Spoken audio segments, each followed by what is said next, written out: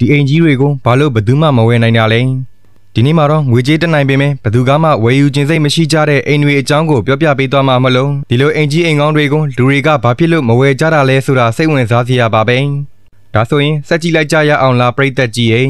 နံပါတ်1 Granite Loma ဒီမှာတော့မီချီဂန်ပြည်နယ်ရဲ့ဝေးလံတဲ့ဒေါင်တင်နေရာမှာ Granite Loma လို့ခေါ်တဲ့တမိုင်းဝင်အိမ်ကြီးတစ်လုံးဟာကမ္ဘာဈေးအကြီးဆုံးတစ်သားတောအိမ်ကြီးဆိုတဲ့ဂုဏ်ပုဒ်ကိုရရှိထားပါတယ်ဒါပေမဲ့ဝယ်ယူမဲ့သူအခုထိမတွေ့နိုင်သေးပါဘူးဒီအိမ်ကြီးရဲ့မူလဈေးနှုန်းကဒေါ်လာတန်း40ဆိုပြီးနှစ်ပေါင်းများစွာစီးရင်သွင်းထားပြီးတော့မရောင်းရတဲ့အခါမှာတော့ဈေးနှုန်းဟာဒေါ်လာ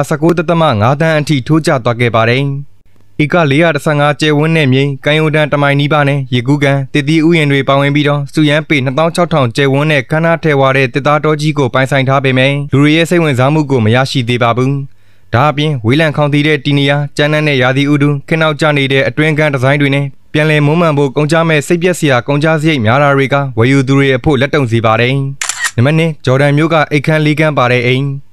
မီနီဆိုတာမှာရှိတဲ့အိမ်ရှင်မတဦးကသူမရဲ့အိတ်ခမ်းလေးခန်းပါတဲ့အိမ်ကိုလုံးဝအခမဲ့ပေးနေပါတယ်။2011ခုနှစ်ကသူမဖြစ်ခဲ့တဲ့ဂျော်ဒန်မြို့ရဲ့ပထမဦးဆုံးအမျိုးသမီးမြို့တော်ဝင်ဖြစ်ခဲ့တဲ့သူမရဲ့အဖွားစီကနေအမွေစက္ကန့်ရရှိခဲ့တဲ့အိမ်ဖြစ်ပြီးတော့ဒီအိမ်ကြီးကိုအမွေရရှိခဲ့တာဖြစ်ပါတယ်။ဒါပေမဲ့မြို့ပြစည်းမျဉ်းဥပဒေတွေကြောင့်အိမ်ကိုရွှေ့ပြောင်းရမှာဖြစ်ပါတယ်။ရွှေ့ပြောင်းရေးနဲ့ရေးကြီးပြင်ဆင်မှုတွေအတွက်ဒီအိမ်ကြီးကဒေါ်လာ2 သိန်းအထိကုန်ကျမှာပဲဖြစ်ပါတယ်။အခမဲ့ဈေးနှုန်းလို့ကြော်ညာထားပေမဲ့တမိုင်းဝင်အမွေနှစ်တစ်ခုဖြစ်တဲ့ဒီအိမ်ကိုထိမ့်သိမ်းဖို့ဂရီကဝေပြုနိုင်တဲ့ယုံကြည်ရတဲ့ဝယ်မဲ့သူကိုရှာဖွေနေတာခက်ခဲတဲ့တာဝန်ကြီးဖြစ်နေသေးပါပဲ။အခုထိလည်းဝယ်ယူမဲ့သူမရှိခဲ့ပါဘူး။နံပါတ်3 Lannywood Hall Lannywood Hall ဆိုတဲ့အိမ်ကချစ်စရာကောင်းသလိုအမောင်ဆန်တဲ့ဇလန်းတွေကိုတပြိုင်တည်းပြောပြနိုင်မှာပါ။ပန်ဆယ်ဗေးနီးယားပြည်နယ်မှာရှိတဲ့ဒီအိမ်ကြီးကတည်ရှိနေခဲ့တာကြာပြီဖြစ်ပါတယ်။ဒီအိမ်ကြီးကို1998ခုနှစ်မှာတည်ဆောက်ခဲ့ပြီး1991ခုနှစ်အော်စကာဆုရရုပ်ရှင်ဖြစ်တဲ့ The Silence of the Lambs မှာပါဝင်ခဲ့ပါတယ်။ဒါပေမဲ့ဇလန်ကဟောလိဝုဒ်ရဲ့လောကမှာတင်နာမည်ကြီးခဲ့တာမဟုတ်ပါဘူး။အိမ်ရဲ့ပိုင်ရှင်ဖြစ်တဲ့စက်မှုလုပ်ငန်းရှင်ပီတာ AB ဝင်တာမိသားစုအတွက်ဝမ်းနည်းဖွယ်ရာကိစ္စတွေရှိခဲ့ပါတယ်။ပီတာဟာတိုက်တန်နဲ့ဘေးရန်နေရာမှာသူ့သားကြီးနဲ့မြေတအူးကိုဆုံးရှုံးခဲ့ရပြီးသူ့ဇနီးအယ်လီနော်တယောက်ထဲကရေခဲရည်ထဲမှာအသက်ရှင်ကျန်ရစ်ခဲ့ပါတယ်။မိသားစုဝင်တွေတည်ဆုံပြီးတဲ့နောက်မှာတော့ဒီအိမ်ကြီးကိုထိန်းသိမ်းဖို့အတွက်1948ခုနှစ်မှာဒေါ်လာ3,300,000နှုန်းနဲ့ရောင်းချခဲ့ရပါတယ်။နောက်ဆုံးပိုင်ရှင်ဖြစ်ခဲ့တဲ့သူကတော့ဒီအိမ်ကြီးကိုအခွန်ကောက်ခံမှုကနေကင်းလွတ်ခွင့်ရဖို့ဘာသာရေးသင်တန်းကျောင်းအဖြစ်ပြောင်းလဲဖို့ပြုလုပ်ခဲ့ပေမဲ့မအောင်မြင်ခဲ့ပါဘူး။ဒီအိမ်ကြီးကိုထိန်းသိမ်းဖို့အတွက်တစ်နှစ်ကိုဒေါ်လာ3 သန်းကနေ9 သန်းအထိကုန်ကျနိုင်တယ်လို့ပြောဆိုကြပါတယ်။ဒါကြောင့်ဝယ်မဲ့သူမရှိသေးပါဘူး။နံပါတ်4 Uptown Court ဒီ Uptown Court လို့ခေါ်တဲ့အိမ်ကတော့ဘယ်သူမှမလိုချင်တဲ့အိမ်ကြီးတစ်ခုပါ။